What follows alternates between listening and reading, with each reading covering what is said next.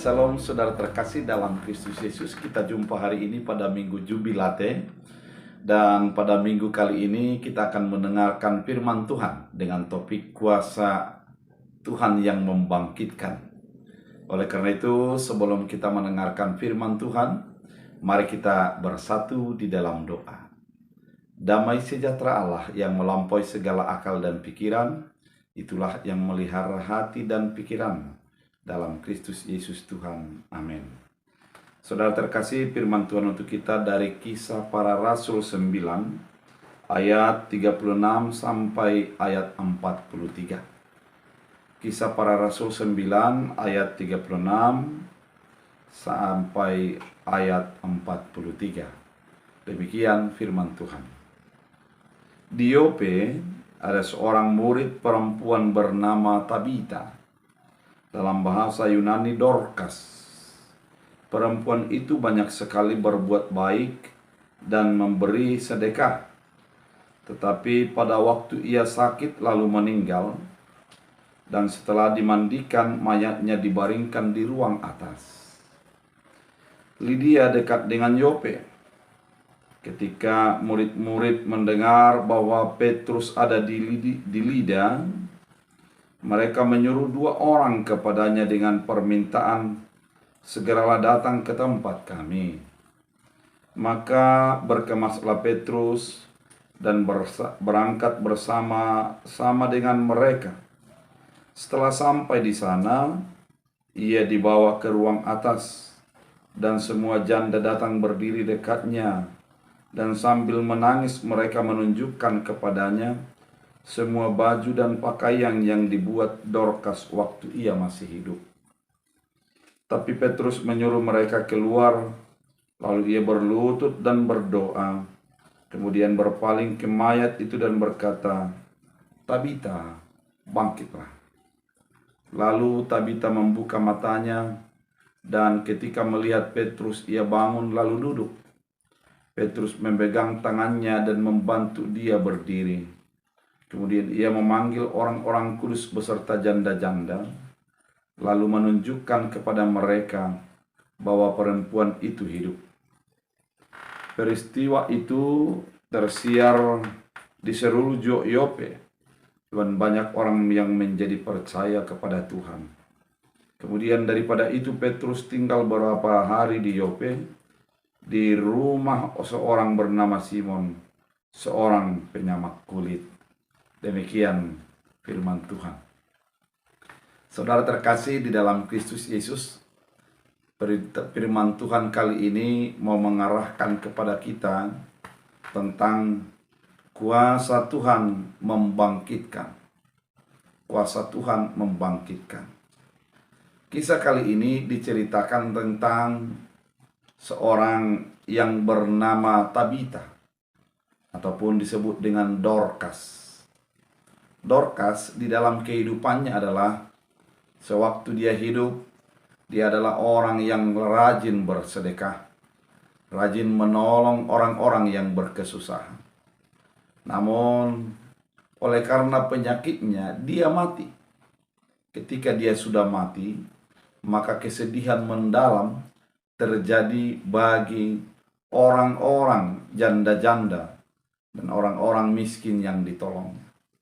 Kesedihan ini sangat mendalam dan pasti menjadikan mereka sangat merasa kehilangan. Saudara terkasih di dalam Kristus Yesus, dalam perasaan kehilangan yang terjadi, mereka secara perasaan gelap hati, gelap pikiran, dan gelap perasaan. Namun secara iman, mereka masih memiliki terang iman dalam hidup mereka. Kenapa? Dalam kesedihan itu mereka tidak hanya meratap saja, namun mereka masih melihat kepada Allah. Mereka masih mempercayakan kesedihan dan kegundaan yang terjadi kepada Allah. Hal ini bisa kita lihat bahwa ketika mereka di dalam kesedihan, mereka mendengar bahwa murid Yesus yang bernama Simon berada di sebuah tempat, yaitu yang disebut dengan Lida. Lida kebetulan berdekatan dengan Yope. Tidak tahu kita persisnya berapa kilometer. Namun ketika mereka sedih, mereka langsung melihat sosok yaitu murid Yesus yang menjadi wakil Yesus ketika Yesus sudah bangkit ke surga. Kemudian mereka memberi pesan bahwa agar Petrus datang, Simon datang untuk melihat kesedihan yang terjadi.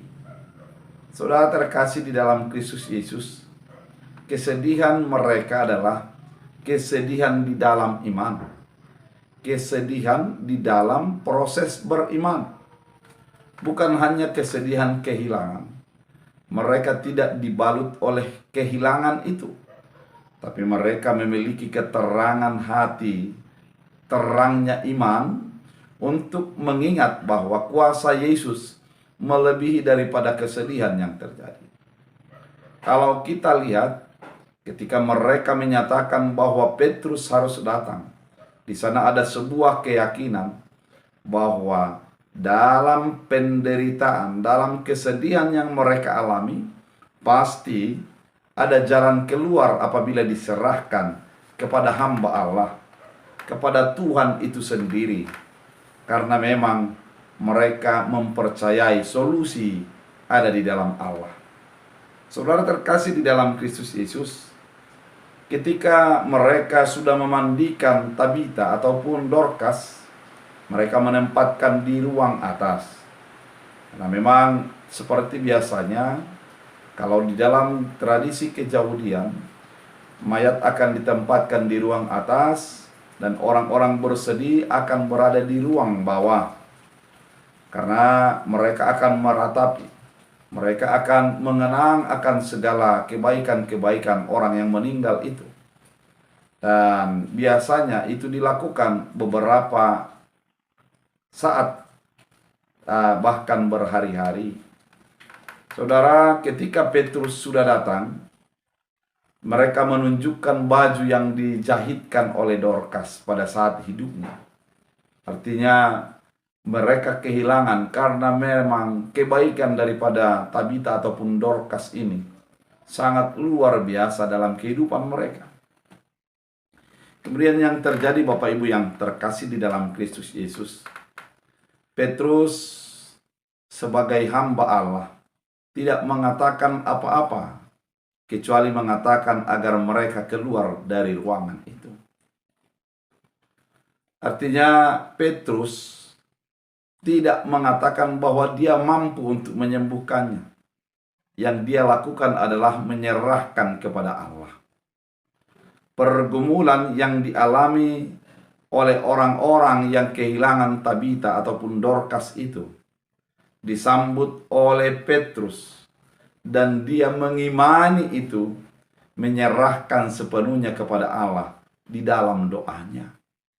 Doanya meminta kepada Tuhan agar Tabita bangkit kembali. Saudara terkasih di dalam Kristus Yesus, bukan doanya yang ampuh, namun iman yang dimiliki oleh Petrus. Iman yang dimiliki oleh orang-orang yang mengasihi Tabita. Di sanalah keampuhan yang terjadi. Setelah bangkit, kelihatan Petrus tidak banyak berbicara. Namun dia menyerahkan Dorcas ataupun Tabita kepada janda-janda itu dan kepada orang-orang kudus. Artinya membuktikan bahwa itu sudah terjadi. Bahwa itu benar-benar terjadi. Bahwa Tabita sudah bangkit kembali. Setelah dia melakukan tugasnya itu, dia tidak buru-buru untuk pergi. Namun dia tetap melakukan pelayanan. Sehingga banyak hal yang bisa dia lakukan. Saudara terkasih di dalam Kristus Yesus, apabila kita bercermin daripada firman Tuhan kali ini, terkadang kita adalah seperti orang-orang yang mencintai Tabita ataupun Dorcas. kita merasa kehilangan berlebihan atau mengalami kesedihan yang berlebihan. Namun di dalam kesedihan dan di dalam duka yang begitu dalam, mari kita mengingat bahwa masih ada di sekitar kita, masih ada di dalam kita, dan kita juga masih di dalam Yesus Kristus, Allah yang bisa memberikan kepulihan dan kesembuhan dalam penderitaan yang kita alami. Mari kita sadari bahwa masih ada Allah yang kita panggil untuk hadir dalam pergumulan kita. Ketika kita sudah menyerahkan pergumulan kita kepada Allah, jangan menjadi orang yang tetap berdiri di dalam pergumulan itu. Petrus menyuruh mereka untuk keluar. Dan biarlah Petrus yang sendiri yang mendoakan. Ini juga mengingatkan kepada kita. Ketika kita sudah menyerahkan kepada Allah, jangan tetap di dalam pergumulan itu. Jangan merasa tetap bahwa kita terbeban dalam persoalan itu. Ketika sudah diserahkan kepada Allah, biarlah Allah yang bekerja sesuai dengan karya dan kasih yang Ia nyatakan. Kita tidak bisa untuk mengatur bagaimana Allah bekerja. Biarlah Allah melakukan apa yang Dia akan lakukan sesuai dengan kehendak-Nya. Saudara terkasih di dalam Kristus Yesus, sebagai Petrus, kita juga mau diingatkan, terkadang hidup kita sebagai Petrus, di mana orang menceritakan pergumulannya. Dan ketika diceritakan, Petrus tidak menunda-nunda, namun dia segera datang. Ini adalah sebuah prinsip di dalam pelayanan, di dalam pemulihan. Ketika ada orang berkeluh, ada orang mencurahkan hatinya, siapkan diri Anda sebagai orang yang hadir di dalam pergumulan itu. Siapkan diri Anda sebagai orang yang menjadi memulihkan orang-orang di dalam pergumulannya. Kemudian ketika Petrus sudah menerima persoalan itu, melihat kesedihan itu, apa yang dia lakukan? Dia serahkan kepada Allah. Jangan kita merasa bahwa segala sesuatu bisa kita atasi, segalanya bisa kita lakukan. Namun yang terpenting yang kita harus ingat adalah kita melakukannya di dalam iman kepada Allah. Kita melakukannya di dalam prinsip iman yang kokoh. Maka dengan demikian kita akan menyerahkan segala apa yang dikeluhkan, diserahkan ataupun dicurhatkan orang lain kepada kita, kepada Allah. Dan biarlah kita mengimaninya dan kita tetap melakukan yang terbaik sesuai dengan iman yang kita percayai. Yang berikutnya yang dilakukan Petrus adalah dia tidak langsung meninggalkan mereka ketika sudah ada solusi, namun tetap mendampingi, melakukan kehendak Allah. Demikianlah juga kita, jangan menjadi merasa bahwa kitalah penyembuhnya, namun kita adalah sebagai sarana untuk mendampingi dari waktu ke waktu atas apa yang terjadi dalam hidup seseorang. Oleh karena itu, saudara terkasih dalam Kristus Yesus, firman Tuhan kali ini mau mengingatkan bahwa kuasa Tuhan yang membangkitkan itu terjadi ketika ada orang yang datang dengan iman dan disambut dengan iman serta diserahkan kepada keputusan Allah. Ketika sudah Tuhan yang memutuskan, kita tidak akan mengatakan bahwa itu adalah merupakan kehebatan kita. Bukan merupakan sesuatu yang kita anggap sebagai kuasa, oleh karena kita maka terjadi kebaikan itu. Namun lihatlah tangan Tuhan yang berjalan dari waktu ke waktu untuk memulihkan dan memberikan kekuatan.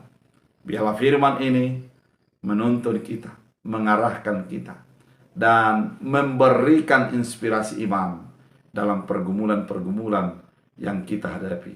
Sehingga kita menjadi berjubilate, bersukacita di dalam Tuhan di dalam apa yang kita hadapi.